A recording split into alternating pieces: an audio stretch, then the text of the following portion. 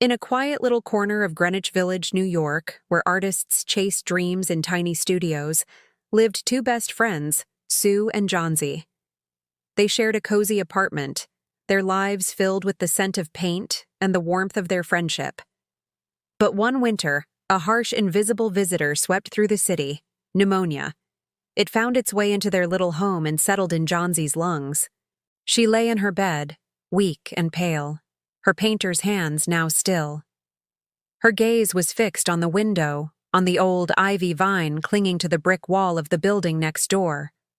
As the cold winds of November blew, the leaves began to fall, one by one, like tiny brown ships sailing into the unknown. Johnsy watched them go, her eyes filled with a strange, quiet resolve. "One day," she whispered to Sue, her voice barely audible, "when the last leaf falls, I will go too." Sue's heart shattered. "Don't be silly, Johnsy," she pleaded. "The doctor says you have a good chance if you just keep fighting. You have to want to live." But Johnsy just shook her head, her hope fading with each falling leaf. Every day she would count them.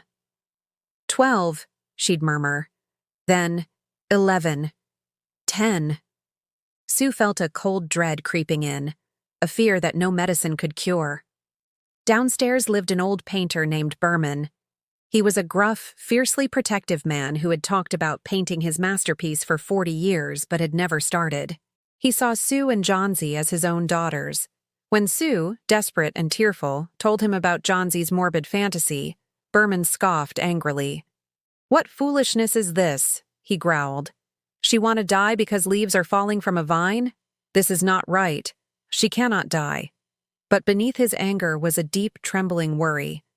That night, a brutal storm descended upon the city.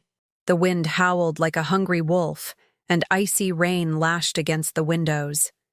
Sue, unable to sleep, imagined the last leaf being torn away by the gale. She was terrified to face the morning, to see the bare vine that would surely confirm Johnsy's prophecy. When dawn finally broke, pale and gray, Johnsy's voice was a faint whisper. "Sue, pull up the shade. I want to see." With a heavy heart and trembling hands, Sue did as she was asked, bracing herself for the worst. But as the shade rolled up, they both gasped. Against the stark brick wall, beaten by the wind and soaked by the rain, one single ivy leaf still clung stubbornly to its branch. It was dark green near its stem, but its edges were tinged with the yellow of decay. Yet it hung there, bravely defying the storm. "It didn't fall," she said, a flicker of wonder in her eyes. "I thought it would surely be gone by now. Something has made that last leaf stay there, to show me how wicked I was. Wanted to die is a sin." From that moment on, something shifted in Johnsy. That one resilient leaf had reignited her will to live. She started asking for broth, then for a mirror. She talked about painting the Bay of Naples someday. The doctor, who came to visit later, was amazed.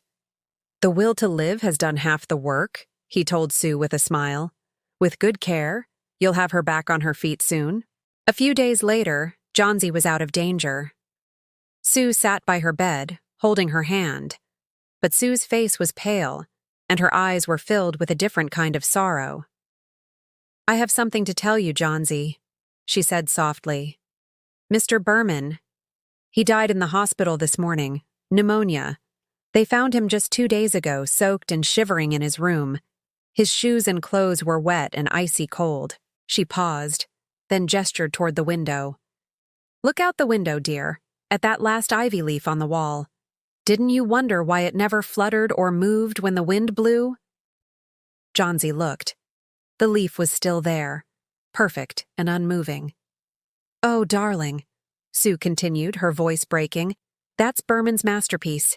He painted it there the night that the last leaf fell." Old Berman had gone out into the freezing storm with his ladder, his lantern, and his paints. On that cold, unforgiving wall, he had painted a single leaf, an image of hope. He had created his masterpiece not for fame or glory, but to save a life.